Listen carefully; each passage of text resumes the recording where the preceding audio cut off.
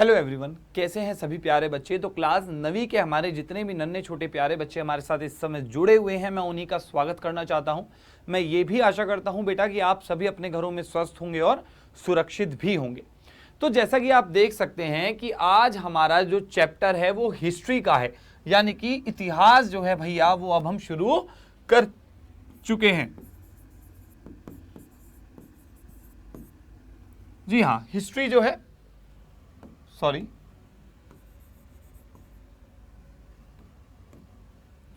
History जो है वो हम शुरू कर चुके हैं। तो अब करना क्या है, देखते हैं कि हमारा इतिहास का जो पहला अध्याय है जिसका नाम है फ्रांसीसी क्रांति, उसका ये L1 होने वाला है। और आज इस फ्रांसीसी क्रांति की शुरुआत जो है हम किस प्रकार से करेंगे। तो सबसे पहली चीज जो हमारे माइंड में आती है वो ये है कि अरे फ्रांसीसी क्रांति थी क्या। तो फ्रांसीसी क्रांति को समझने के लिए हम चार चीजों को सबसे ऊपर रखेंगे। ये चार चीजें हैं क्या, अभी इस तरफ आप लोग ध्यान नहीं देंगे। क्या करेंगे, सबसे पहला हम समझेंगे फ्रांसीसी क्रांति को कि एग्जैक्टली था क्या, है ना। फ्रांसीसी क्रांति जब तक हमने नहीं समझा तब तक हम किसी प्रकार से नहीं समझ पाएंगे कि हम चैप्टर में किस तरह की अप्रोच रखेंगे। फ्रांसीसी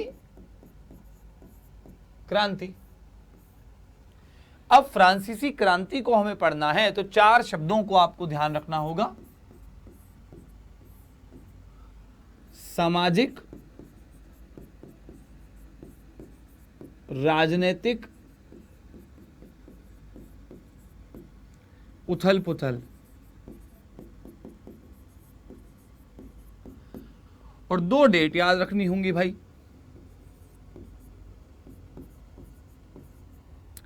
तो बेसिकली हमने यहां पर इन चार चीजों से इस पूरे उसको अध्याय को हम समझ लेंगे, यानी कि फ्रांसीसी क्रांति जो है 1787 से 1799 के बीच का जो हमारा ये समय था, इस समय में सामाजिक और राजनीतिक उथल पुथल बहुत ज्यादा देखने को मिली।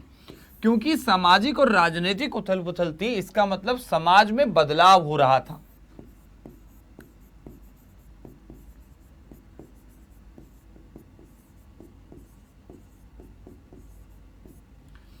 अब क्योंकि समाज में बदलाव हो रहा है, इससे क्या चीज आएगी यार, समाज बदलेगा तो जाहिर सी बात है राजनीति में भी हमें बदलाव देखने को मिलेगा।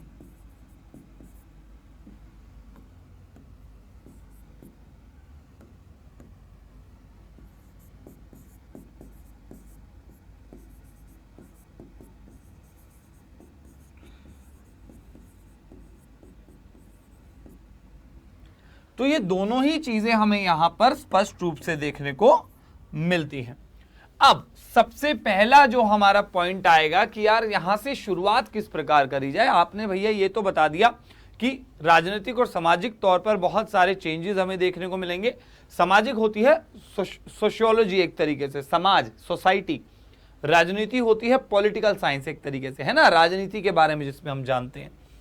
तो ये उथल पुथल वगैरह ये सारा समय आया। अब एग्जैक्टली इसके पीछे कारण क्या था, क्यों हुआ ऐसा, क्या समस्याएं आई, क्या क्या चीजें चेंज हुई, क्या चीजें जो चेंज हुई वो बेहतर थी या नहीं थी, है ना, समाज की स्थिति क्या थी, इन सभी के बारे में हम लोग चर्चा करेंगे एक एक करके। और ये जो अध्याय है आपका ये थोड़ा सा लंबा चलेगा। तो शुरुआत करते हैं हम कब की, 18वीं शताब्दी में फ्रांस का समाज 3 समूह में बटा हुआ था। आपको ध्यान रखना है सबसे पहला काम तो कि अगर 18वीं शताब्दी की बात आती है, यानी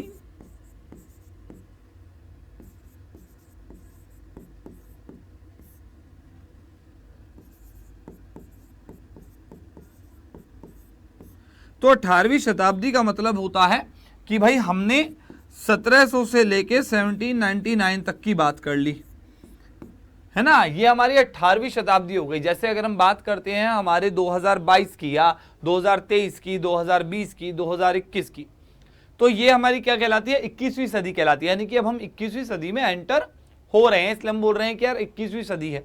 उसी प्रकार से वो क्या हो जाएगी, आपकी 18वीं शताब्दी हो जाएगी।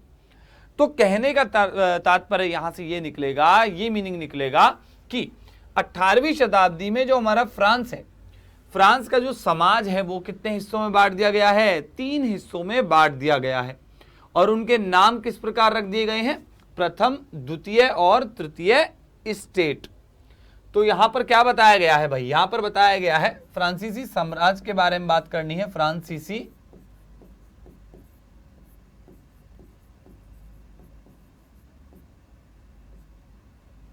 समाज। अब फ्रांसीसी समाज की बात करी है और यहां पर बोल दिया है कि बांट दिया गया है 3 स्टेट्स में।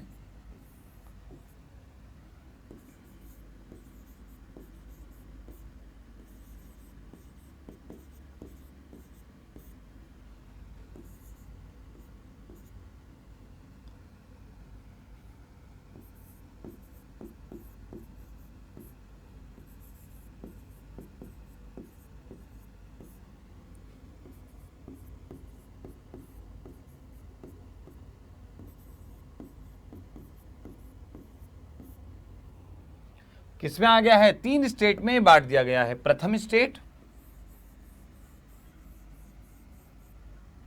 तो अगर आपसे यहां पर आ जाएगा द्वितीय स्टेट और यहां पे है हमारा तृतीय स्टेट।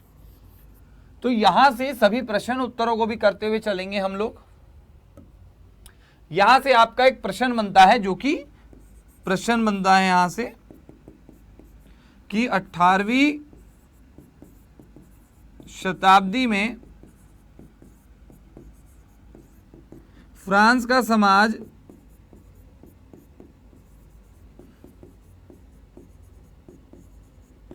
किस प्रकार से था।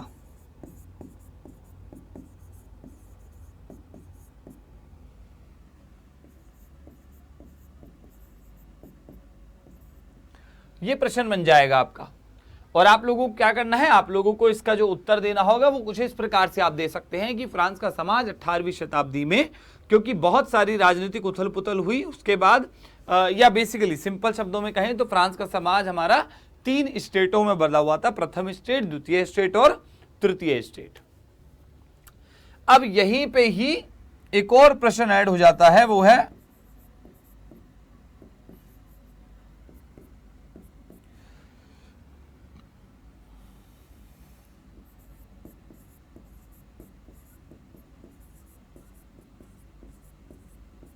तीनों स्टेट के बारे में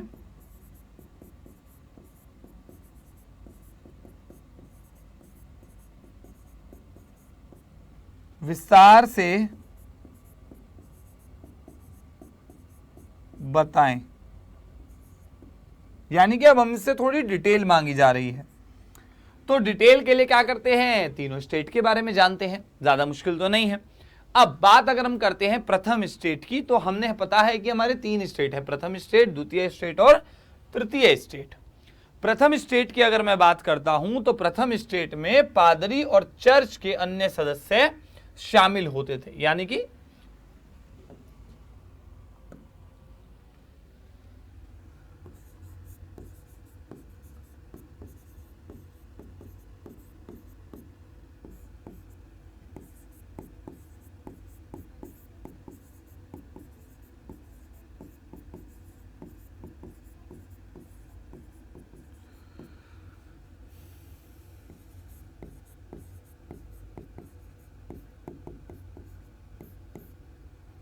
प्रथम स्टेट में कौन था, पादरी आ गए थे और हमारे चर्च के अन्य सदस्य भी इसके अंदर आ गए थे। इससे हमें एक चीज पता चल गई कि यार ये जो प्रथम स्टेट थी इसके अंदर जो आम नागरिक थे उनको नहीं दिया गया था कोई हक। यानी जो हमारे किसान, लोहार है ना, बिजनेसमैन, वकील, ये सभी लोग थे यार, इनके पास क्या कहते हैं, प्रथम स्टेट का तो नहीं था। चलिए प्रथम स्टेट में हमें समझ आ गया है कि केवल पादरी और चर्च के सदस्य ही जो थे, चर्च के जो पार्ट थे, केवल उन्हीं लोगों को प्रथम स्टेट में रहने का या प्रथम स्टेट वाले वर्ग में रहने का मौका दिया गया था। चलो भैया द्वितीय स्टेट की तरफ भी जरा देख लेते हैं कि क्या है द्वितीय स्टेट में। तो द्वितीय स्टेट में क्या है, कुलीन वर्ग के लोग द्वितीय स्टेट के सदस्य होते थे। कुलीन वर्ग, इस वर्ग की सदस्यता जन्म के आधार पर मिलती थी और कुलीन वर्ग में जन्मा व्यक्ति स्टेट का सदस्य होता था। अभी कुलीन वर्ग कौन था, कहां से आता था, क्या इसकी सदस्यता खरीदी जा सकती थी, क्या क्या पैटर्न था, उस सभी के बारे में जानते हैं। कुछ लोग इस वर्ग की सदस्यता खरीद भी सकते थे। कोई व्यक्ति एक भारी टैक्स चुकता करके या फिर राज परिवार की अच्छी सेवा करके द्वितीय स्टेट का सदस्य बन सकता था। इसका मतलब यह हुआ कि हमारा जो द्वितीय स्टेट है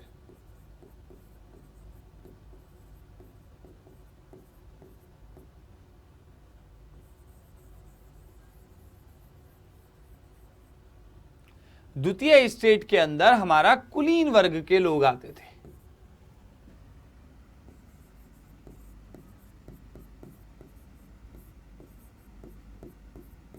कुलीन वर्ग, ये जो कुलीन वर्ग था जन्म के आधार पर दिया जाता था। यह सदस्यता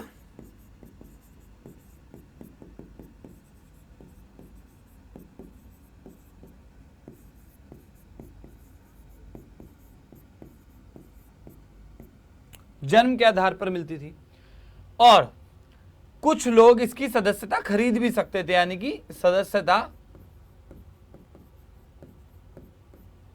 खरीदी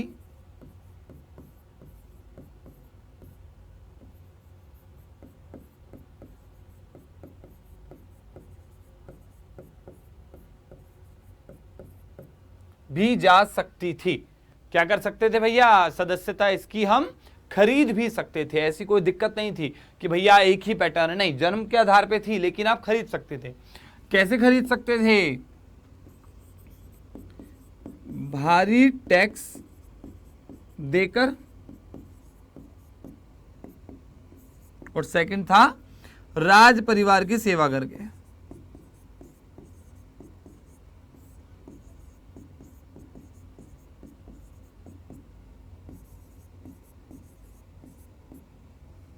कैसे खरीद सकते थे? एक तो भारी टैक्स देकर आप कर सकते थे और सेकंड है राज परिवार की आप सेवा करके इस जगह की सदस्यता को खरीद सकते थे।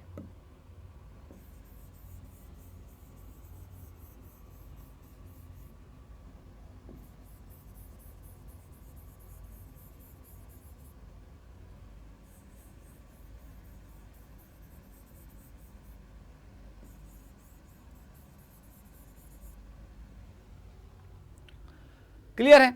बस इसके अंदर ज्यादा मुश्किल नहीं था। आप लोगों को बस ये समझना जरूरी है कि जब हम बात कर रहे थे हमारी प्रथम स्टेट की, तो प्रथम स्टेट में पादरी और चर्च के सदस्यों के अलावा किसी और को कोई सदस्यता नहीं दी जाती थी। यानी अगर आपके चर्च के आप सदस्य हो और आप पादरी हो तभी आप प्रथम स्टेट में होंगे और इसकी सदस्यता खरीदने का कोई और तरीका नहीं था। वहीं इसके विपरीत जब हमने द्वितीय स्टेट की बात करी तो यहाँ पे कुलीन वर्ग को शामिल करा गया और कुलीन वर्ग जो है इसकी सदस्यता दो तरीके से प्राप्त की जा सकती थी, जिसमें से पहला तरीका जो था वो यही था कि सदस्यता जन्म के आधार पर ही मिलती थी। सेकंड पॉइंट जो इसका आता है बड़ा इंटरेस्टिंग सा कि ऐसा भी नहीं है कि अगर जन्म लिया है तो ही आप कर सकते हो, आप भारी टैक्स देकर भी और राज परिवार की सेवा करके इस क्लब की या इस स्टेट की सदस्यता को खरीद सकते हो। अब एक यहां से ना एक सवाल उठकर आता है कि यार ऐसा कर ही क्यों रहे हैं समाज में ये लोग कि ये खरीदना, इतनी मेहनत क्यों कर रहे हैं प्रथम और द्वितीय स्टेट में रहने के लिए? तो यहां पर एक बहुत ही बड़ा इंटरेस्टिंग सा हमारे लिए क्वेश्चन बनता है कि प्रश्न यहीं पर बना देते हैं या इसी को यहीं ऐड करते हैं। प्रश्न, इन प्रश्नों को साइड बाय साइड नोट करते चल देना भाई, इंपॉर्टेंट है। प्रश्न बन जाएगा प्रथम स्टेट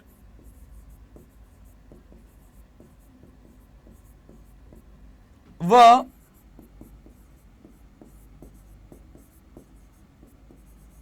द्वितीय स्टेट में क्या है? प्रथम स्टेट व द्वितीय स्टेट, यानी कि प्रश्न जो बन रहा है हमारा कह रहा है कि प्रथम स्टेट व द्वितीय स्टेट में क्या भिन्नता थी?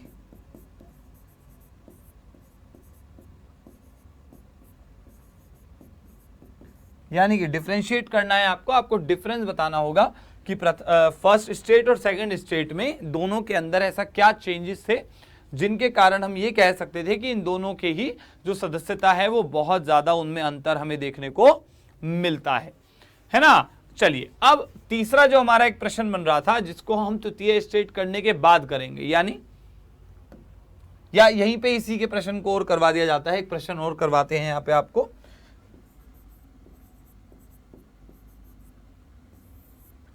प्रश्न बन रहा है कि प्रथम और द्वितीय स्टेट में आने के लिए फ्रांसीसी समाज इतनी ज्यादा कोशिशें क्यों कर रहा था?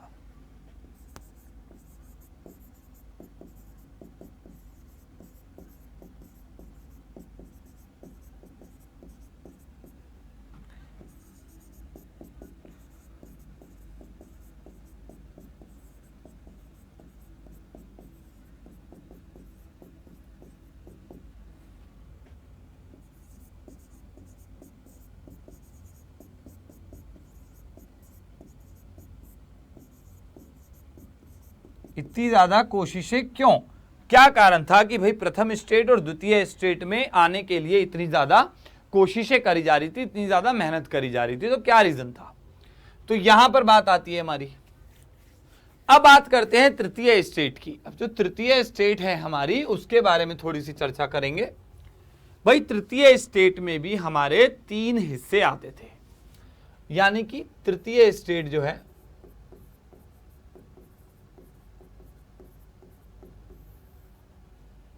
इसमें 3 तरह के लोग होते थे।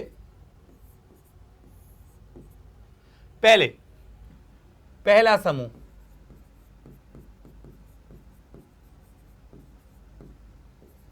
दूसरा व तीसरा, फर्स्ट, सेकंड एंड थर्ड। पहले समूह में बड़े व्यवसायी, व्यापारी, कोर्ट के अधिकारी, वकील।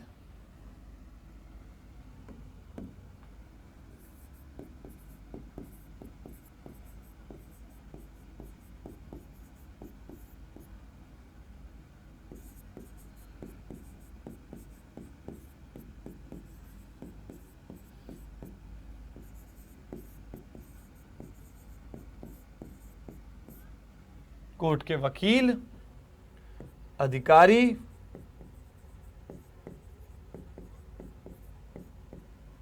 एटसेट्रा। जो दूसरा वाला हिस्सा था हमारा, दूसरे वाले हिस्से में कौन आ सकता था? दूसरे वाले हिस्से में आते थे बड़े किसान, शिल्पकार दूसरे समूह में आते थे।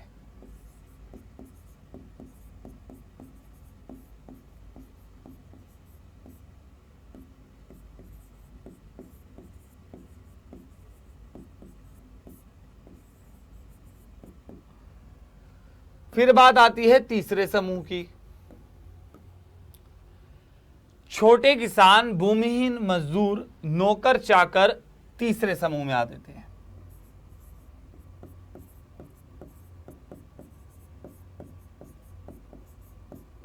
छोटे किसान, भूमिहीन मजदूर,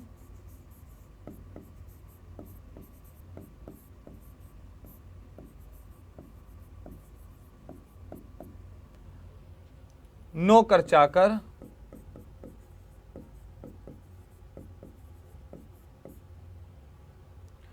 तीसरे समूह में आते थे। तो क्या देखने को मिला कि यहां पर तीसरे, पहले तो भाई हमारा जो फ्रांसीसी समाज था वो 3 वर्गों में बटा हुआ था, जिसमें से एक था हमारा प्रथम स्टेट, द्वितीय स्टेट और तृतीय स्टेट। उसके बावजूद यहां पर हमारा तृतीय स्टेट भी 3 समूह में बढ़ गया। एक है हमारा पहला समूह, फिर आ गया दूसरा समूह और फिर आ गया तीसरा समूह। पहले समूह में बड़े लोग थे, यानी कि बड़े व्यवसायी, व्यापारी, कोर्ट के वकील और अधिकारी आते थे। सेकंड में हमारे बड़े किसान आ गए, शिल्पकार आ गए, यानी कि इनसे नीचे। अगर आर्थिक स्थिति की बात करें,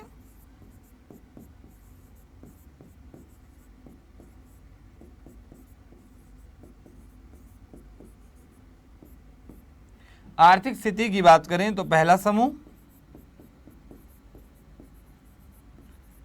मजबूत था द्वितीय समूह से,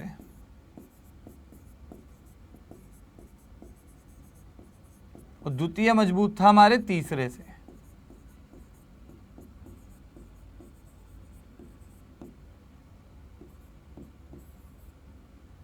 तो क्या देखने को मिला? यहां पे हमें एक चीज देखने को मिली कि हमारी जो आर्थिक स्थिति है उसमें पहला समूह बहुत ज्यादा स्ट्रांग, फिर हमारा सेकंड यानी कि द्वितीय समूह बहुत स्ट्रांग, और फिर हमारा तीसरा समूह बहुत ज्यादा स्ट्रांग है। तो क्या हो रहा है यहां पर? एक के बाद एक पावर घटती जा रही है। आर्थिक स्थिति में इनकी जो कमजोरी है वो दिखाई देती जा रही है। वहीं पर इसी को ही हम थोड़ा सा और बेहतर तरीके से जानते हैं। एक काम करते हैं, एक बार करों के बारे में और समझते हैं, फिर मैं आप लोगों को समझाऊंगा कि एग्जैक्टली हो क्या रहा था। कर की बात करते हैं भाई। हाँ, तीसरे स्टेट के सदस्यों को टैक्स देना पड़ता था। तो आप लोग शायद इस लाइन को यहां पर हम करेंगे अंडरलाइन। यहां पर एक बात करी गई है, वो क्या बात करी गई है कि तीसरे स्टेट के सदस्यों को टैक्स देना पड़ता था, टैक्स देना। और इससे पहले जो हमने दो ग्रुप पढ़े, जिसमें हमारा प्रथम स्टेट और द्वितीय स्टेट था, वहां पर कहीं भी टैक्स का जिक्र नहीं हुआ, टैक्स नहीं। और टैक्स नहीं, तो प्रथम स्टेट भी टैक्स नहीं, द्वितीय स्टेट भी टैक्स नहीं, और केवल तृतीय स्टेट को टैक्स देना पड़ रहा है, टैक्स देना पड़ रहा है इनको। तो यहां से एक चीज हमें समझ में क्या आती है। अच्छा, यहां पर आने से पहले एक बार टाइद और टाइल के बारे में जान लेते हैं।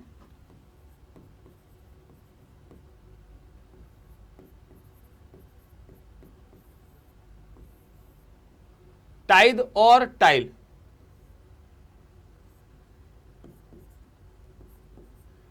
टाइद जो है आपका वो एक धार्मिक टैक्स है।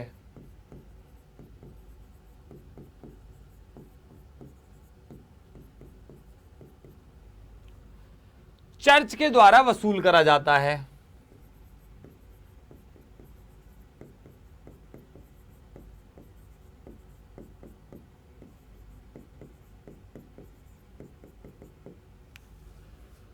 पादरी और कुलीन वर्ग से टैक्स नहीं लिया जाता, यह हमने ऑलरेडी देख लिया। उनके पास सामंती अधिकार भी थे। किनके पास अधिकार थे? अच्छा सॉरी, ये तो टाइल की बात करी गई है।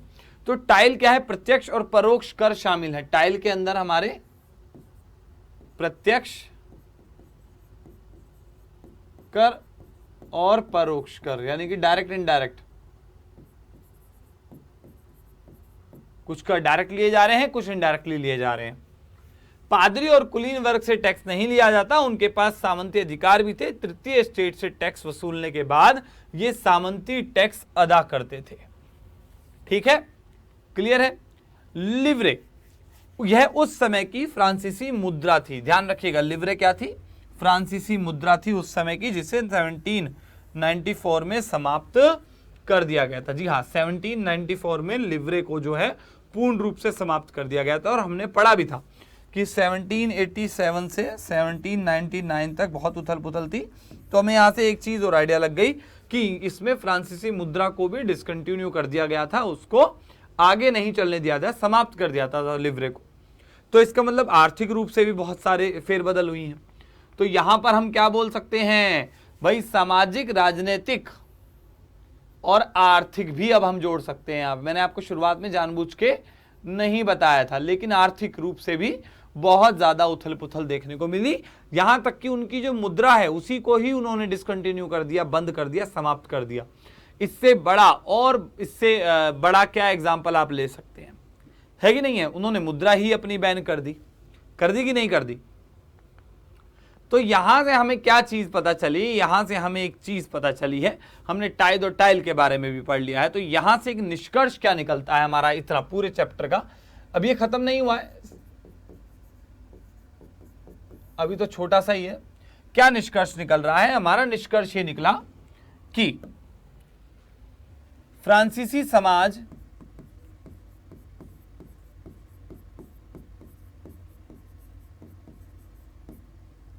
अठारहवीं शताब्दी में तीन स्टेट्स में बटा।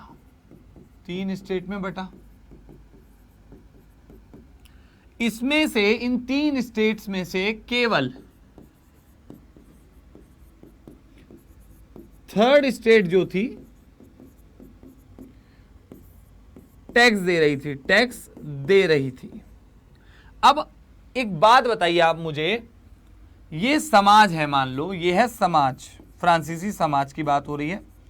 इसमें ये वर्ग हो गया हमारा फर्स्ट, ये वर्ग हो गया हमारा सेकंड, और ये बड़ा वाला वर्ग हो गया हमारा थर्ड। इस समाज में रहने के लिए सभी को क्या चाहिए होंगे? संसाधन चाहिए होंगे। संसाधन के लिए हम सभी क्या करते हैं? अगर मैं आज के समय का उदाहरण दूं भारत में, तो सभी अमीर है तो अमीर जाके पैसे देगा, ले लेगा, गरीब है तो गरीब ले लेगा। उस समय क्या था, इनका कहना था कि फर्स्ट और सेकंड को नहीं देंगे, टैक्स नहीं देना है उन्हें। किसको टैक्स देना है? इसको टैक्स देना है, थर्ड को।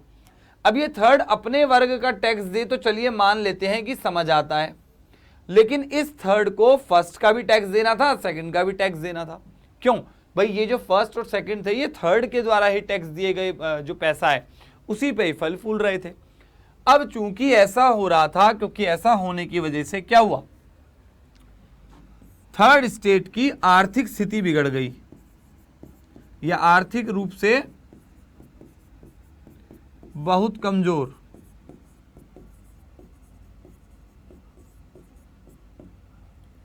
क्या है? आर्थिक रूप से, यानी कि जो हमारा अगर फाइनेंशियली हम बात करें तो बहुत ज्यादा ये वीक हो गए। वीक होने के कारण इनके अंदर क्या हुआ? विद्रोह की भावना जागी, विद्रोह जागा। और यही वो विद्रोह है जिसके कारण क्या हुआ? फ्रांसीसी क्रांति का देर सवेर से विकास हुआ। और इन्होंने क्या करा? राजनीतिक, आर्थिक, सामाजिक तीनों तरीके से उसकी उथल पुथल कर दी। सामाजिक, आर्थिक, राजनीतिक।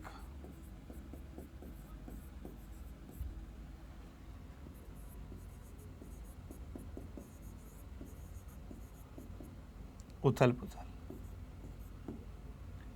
है ना। सामाजिक, आर्थिक, राजनीतिक उथल पुथल देखने को हमें यहां पर क्या हुई भैया? प्राप्त हुई है। बहुत ज्यादा बड़े पैमाने पर हमें ये चीज देखने को मिली।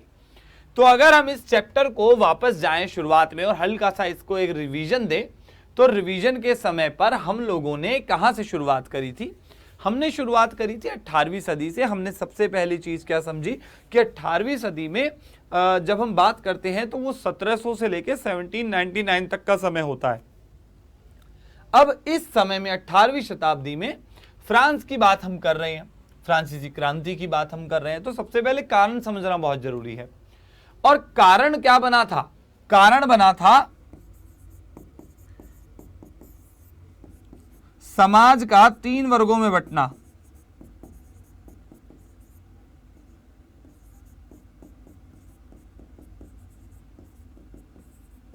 अच्छा, दिक्कत बंटने से भी नहीं थी। दिक्कत किस बात से थी? दिक्कत थी उन्हें कि प्रथम स्टेट भी नहीं कर दे रहा है, द्वितीय स्टेट भी कर नहीं दे रहा है, तो ये तृतीय स्टेट ने क्या गुनाह करा है जो उन्हीं को कर देना पड़ रहा है। ठीक है, तो समाज के तीनों वर्गों में क्या हुआ भैया? उनको बांट दिया गया 3 वर्गों में। अब 3 वर्गों में बांटा तो प्रथम स्टेट हमारा द्वितीय स्टेट और तृतीय स्टेट में बदला। अब जो फ्रांसीसी क्रांति थी हमारी, उसमें आर्थिक उथल पुथल तो हुई थी, सामाजिक भी हुई थी, क्योंकि समाज बढ़ गया है ना। समाज के बीच दरार पड़ गई है, भेदभाव होने लग गया है ना। गुस्से से देखने लग गए हैं एक दूसरे के वर्गों को लोग। आर्थिक रूप से क्यों ही? क्योंकि हमने लीवरे के बारे में पढ़ा कि भैया 1794 में जो हमारी लीवरे थी उसको कैंसिल आउट कर दिया गया कि भैया अब हम इसको अपनी मुद्रा के रूप में नहीं स्वीकारेंगे लीवरे को। तो वो भी कर दिया गया। आर्थिक रूप से भी कमजोर हो गई, जनता भी कमजोर हो गई और मुद्रा भी कमजोर हो गई। उसके बाद राजनीतिक उथल पुथल भी देखने को मिली। अब राजनीतिक उथल पुथल समझने के लिए हमें क्या पढ़ना पड़ेगा? हमें L2 में जाना पड़ेगा। जी हाँ, L2 के बारे में, L2 में हमें जहां तक है इसके राजनीतिक उथल पुथल के बारे में पूर्ण जानकारी प्राप्त हो जाएगी। अब समाज में बदलाव आया और राजनीति में भी बदलाव हमें देखने को मिला। तो 2 बदलाव हमें देखने को मिल रहे हैं साफ साफ। चलिए, प्रथम स्टेट की बात करी गई थी। मैंने आपको बता दिया था कि प्रथम स्टेट में केवल पादरी और चर्च के सदस्य शामिल होते थे, ठीक है ना। और द्वितीय स्टेट की जब बात करी तो द्वितीय स्टेट की जो कुलीन वर्ग था, इसकी सदस्यता 2 प्रकार से मिलती थी। एक, अगर आप जन्म से ही कुलीन वर्ग में पैदा हुए हैं तो मिलेगी। दूसरी तरीके से क्या था कि आप उसकी सदस्यता खरीद सकते थे। अब एक और प्रश्न यहां से बनता है कि कुलीन वर्ग की सदस्यता या द्वितीय वर्ग की सदस्यता जो है कौन लोग खरीद पाते थे? तो उनको कौन खरीद पाएगा? उनको खरीद पाने का क्या तरीका था भैया कि हमारा जो यहाँ पे पहला समूह, तृतीय स्टेट का पहला समूह देखने को मिल रहा है, बड़े व्यवसायी, व्यापारी, कोर्ट के वकील, अधिकारी, ये लोग, इन लोगों के पास ही पैसा था कि ये कर देकर या राज परिवार की सेवा करके कुलीन वर्ग में आ सकते हैं। तो यहां से हमने एक और चीज देखी कि अगर तृतीय स्टेट में भी तीनों समूहों में से एक समूह ऐसा है जो कि काफी पैसे वाला है और उसके पास उम्मीद है, ऑप्शन है कि वो कुलीन वर्ग में जा सकता है, तो क्या हुआ, इन दो पर ही पूरे समाज का भार आने लग गया। अब ये ऑलरेडी गरीब हैं, बड़े किसान बेशक हों, लेकिन इतना पैसा नहीं है, इतने बड़े भी नहीं है कि पूरे समाज को चला सकें। ठीक है, शिल्पकार हो गए, छोटे किसान, भूमिहीन मजदूर, नौकर चाकर, इनकी तो वैसे ही कोई जिंदगी नहीं थी। तो क्या देखने को मिला कि हमारा दूसरा स्टेट और तीसरा समूह जो है, दूसरा समूह और तीसरा समूह हमारे तृतीय स्टेट का जो है वो दिन प्रतिदिन कमजोर होने लगा, उसकी जो शक्ति है वो दिन प्रतिदिन कम होने लगी, है ना। अब क्योंकि उसकी शक्ति कमजोर होने लगी थी और कारण थे दो कर, टैक्स जो है दो प्रकार से था हमारा, एक टाइद था, एक टाइल था। टाइद एक धार्मिक टैक्स था जो चर्च के द्वारा ही वसूला जाता था। टाइल जो है वो प्रत्यक्ष कर और परोक्ष कर दोनों रूप में हमें देखने को मिलता था। ठीक है, एक और पॉइंट क्या था कि ये जो कर है ये केवल तृतीय स्टेट देता था, केवल तृतीय स्टेट द्वारा दिया जाता था या अदा करा जाता था।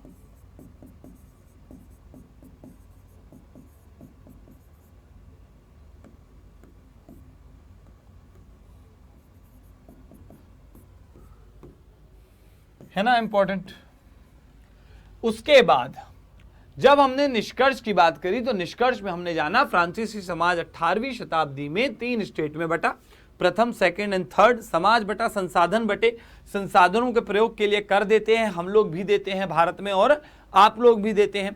उसी प्रकार से फ्रांसीसी समाज को भी देना था, लेकिन वहां पर प्रथम और द्वितीय स्टेट को छूट थी कि वो कर देने की जरूरत नहीं, केवल तृतीय स्टेट देगा। और तृतीय स्टेट में भी एक वर्ग ऐसा था जो हर वक्त कुलीन वर्ग में शामिल होने की तैयारी में लगा रहता था। तो कौन से वर्ग बच गए, द्वितीय और तीसरा वर्ग ही केवल एक ऐसा वर्ग निकल कर आया जिसने सबसे ज्यादा टैक्स पे किया। और क्योंकि टैक्स पे कर रहे थे तो आर्थिक रूप से कमजोर भी हो रहे थे, वो ज्यादा टैक्स देना पड़ रहा था और आर्थिक रूप से कमजोर होने लगे, खाने की लालच पड़ने लग गए, तो भैया विद्रोह जागा। अब विद्रोह जागा तो भैया विद्रोह होगा तो सामाजिक, आर्थिक और राजनीतिक उथल पुथल तो होना जायज ही है।